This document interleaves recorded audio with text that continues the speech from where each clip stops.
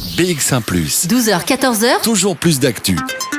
Voilà, Fabrice Grosfilet. la dernière demi-heure de Toujours plus d'actu, c'est la culture. On aura un rappeur qui vient du Burkina Faso, c'est Smokey qui sera là tout à l'heure dans un petit quart d'heure. On va commencer par la bande dessinée. Bonjour Étienne Davodo. Bonjour.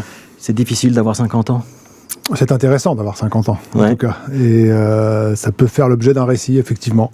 Alors je vous pose cette question parce que c'est un petit peu le thème de votre nouvel album. Ça s'appelle Couloirs aériens. C'est paru aux éditions Futuropolis. Le héros, il a donc 50 ans. Il s'appelle pas Étienne, il s'appelle Yvan. Ouais. Ouais. Il a perdu ses parents, sa femme est au bout du monde, ses enfants, ils sont un petit peu distants. Il a perdu son boulot aussi, donc c'est un petit peu la catastrophe là. Ouais, C'est la crise de la cinquantaine, mais puissance 2, quoi. On l'a un peu chargé parce que c'est une fiction, évidemment, mais l'idée pour nous, je dis nous parce que c'est un livre que j'ai coécrit avec deux amis, Joub et Christopher Meunier, je l'ai dessiné. Notre idée, c'était de lui faire subir ce que nous subissons et que nos amis autour de nous subissent à cet âge-là. Donc c'est une espèce de bilan de cette partie de la vie. Vous Donc, avez eu votre crise de la cinquantaine ? je suis en plein dedans. Ouais. Je suis en plein dedans, évidemment, ça peut durer longtemps. Ça vous affecte beaucoup ? Là, vous avez le sourire pour Non, l'instant. non, tout va très bien, c'est pas ça. En plus, la cinquantaine, c'est un chiffre tout à fait symbolique, ça peut être 45 ou ça peut être 54, enfin ça n'a pas d'importance. Mais l'idée, c'est ça, c'est ce point où on se rend compte qu'il y a beaucoup plus de choses derrière nous que devant, que des choses sont accomplies, qu'il y a les premières usures du temps, etc. Professionnellement, socialement, il y a plein de choses qui changent. C'est pas forcément dramatique, au contraire, mais c'est intéressant de faire un petit bilan, et ce livre-là, c'est l'occasion pour nous de mettre en scène des personnages qui subissent ça. Ouais. Alors, votre personnage, il a notamment l'appartement de ses parents à vider, donc il se retrouve avec des caisses et des caisses d'objets dont il doit faire le tri. C'est un petit peu la trame centrale, une des trames centrales du récit. Et puis il y a un petit secret, qui est un secret de jeunesse avec une petite bande de copains où ils ont fait une assez grosse bêtise et ça a soudé la bande de copains. L'amitié, quand on a 50 ans et qu'on a des amis qu'on a connus à 20 ans, on arrive à la conserver, à la cultiver, ou c'est difficile ? Je ne sais plus qui a dit ça, mais j'aime bien cette formule qui dit les amis, ce sont des gens qu'on connaît très bien, mais qu'on aime quand même. C'est exactement ça, je pense. S'il essaie de les réunir, ses copains, parce qu'il a un petit coup de blues, il n'y a pas grand monde qui vient quand même. Autre chose à foutre, et puis il les gave un peu avec ses états d'âme, enfin voilà, on joue un peu avec ça. Mais le fait est que les deux amis avec qui j'ai écrit ce livre-là, on se connaît depuis une trentaine d'années, on s'est rencontrés sur les bancs de la fac, dans l'ouest de la France. Donc c'était à Rennes, en Bretagne. C'est ça, ouais. Et il se trouve qu'un jour, on était invité à l'anniversaire d'un type qui fêtait ses 50 ans. Et vous avez fait une grosse bêtise, vous ? On a un peu foutu le bazar dans sa fête. Donc il y a quand même une grande part d'autobiographie dans ce récit. Ouais. Mais on a gardé l'idée que quand on était à cette fête à 19 ans, avec toute l'assurance qu'on a à cet âge-là, on allait à la fête d'un mec qui était vieux, quoi. Ouais. Et à 50 ans, on se trouve pas si vieux, finalement. Alors je monte la première planche pour ceux qui nous suivent en télévision, parce qu'on peut écouter cette émission en radio, mais la voir en télévision. Ça se passe dans le Jura. Ouais. Donc on est très loin de la Bretagne et de Rennes. Mais le Jura a une importance, parce que donc voilà, on a beaucoup de paysages très blancs, on est isolé, on est coupé du monde, on a même parfois du mal à avoir l'électricité, on doit déneiger.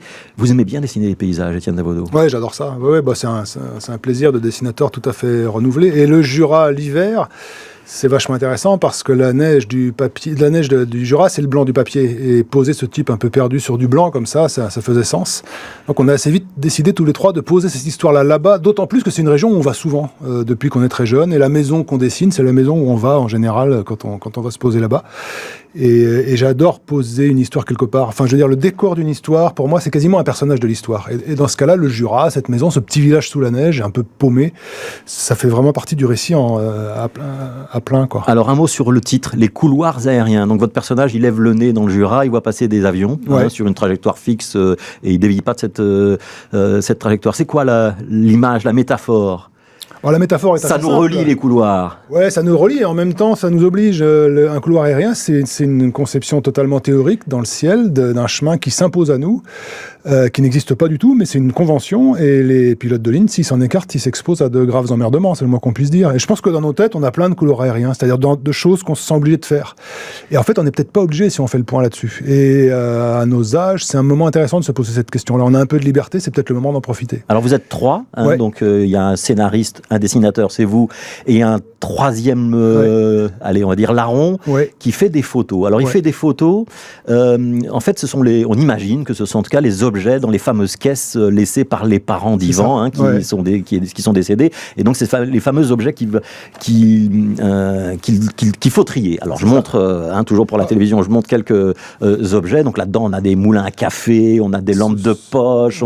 Ce sont des objets des années 70, quand on était môme, qui se trouvent dans les maisons de nos parents. Je corrige juste un truc, on est 3 scénaristes. On a vraiment écrit l'histoire tous les 3. Je l'ai dessiné et Christophe a fait les photos, mais ce sont des photos qu'il a réellement fait, puisque Christopher Meunier, un des 3 Quelle est la part de fiction et quelle est la part de réalité dans ce travail? C'est ça qui m'intéresse. Ces photos, par exemple, sont des photos authentiques qu'il a réellement fait en devant vider la maison de ses parents décédés. Et donc ces photos-là, un jour, il nous les a montrées sans autre ambition que de nous les montrer. Et on s'est dit qu'il y avait sans doute là le départ d'un récit. Tout le livre est parti de là, il est parti de ces photos. Le reste, on s'est un peu inspiré de ce qu'on a vécu, de ce que nos amis et amis, eux, ont vécu.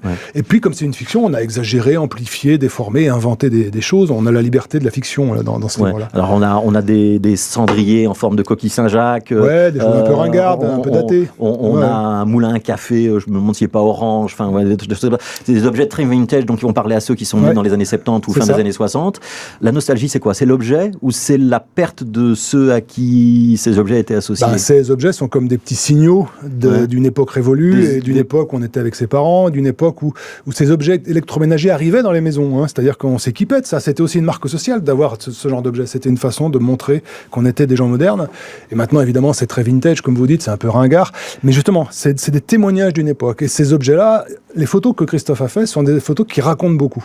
Et la bande dessinée, c'est ça, c'est d'abord raconté par l'image. Donc c'est pour ça que je voulais que ces photos soient dans le livre, même si c'est de la photo et pas de la bande dessinée. Alors on va reparler de votre travail. Toujours plus d'actu. Ok, donc voilà, c'est une scène où Yvan est avec son ami en train de boire un verre de vin dans la neige devant la maison. Et Yvan lui dit tu vas trouver ça idiot, mais je crois que parmi les choses qui vont me faire du bien, ici, il y a le vin jaune, sans doute, dit son copain. Oui, non, il est pas mal le vin jaune, mais je pensais pas à ça, dit Yvan. Ce qui va sans doute me faire du bien ici, c'est cette épaisse couche de neige qui recouvre tout. Je la vois comme un voile blanc sur le monde réel et ses emmerdements. Et son ami lui dit, en tant qu'autochtone, je peux te dire que ce joli voile blanc, il fait partie des emmerdements. Donc voilà, c'est un peu un court dialogue qui synthétise ça. C'est-à-dire que ce que vient chercher Yvan, c'est peut-être ce qu'aimeraient fuir ses amis, et que ce blanc dont je vous parlais tout à l'heure, qui métaphoriquement recouvre ça et laisse une trace, c'est un objet réel et qui s'intègre vraiment dans le récit. Voilà, donc il y a plein de choses dans les couloirs aériens d'Étienne Davodo, donc avec l'aventure d'Yvan, on croise un chien, on croise un chasse-neige, etc., etc. Allez, moi j'avais envie de vous dire, puisque je connais un petit peu votre travail, c'est paradoxal que finalement il a fallu une fiction pour que vous donniez le plus de choses de vous-même, et que c'est finalement, dans votre œuvre, quelque chose de très autobiographique et de très personnel. Par l'intermédiaire d'une fiction qui est finalement pas tant une fiction que ça. C'est pas tant une fiction que ça, c'est vrai. Mais l'idée de le faire avec des copains, ça aide pas mal. C'est-à-dire qu'on s'embarque à 3 dans ce genre d'aventure et c'est assez plaisant à faire. Mais c'est vrai qu'il y a beaucoup de nous là-dedans. Le jeu, c'est de savoir ce qui est de nous et ce qui est de la fiction. Mais et ça concerne tous les hommes de 50 ans. Ça peut s'adresser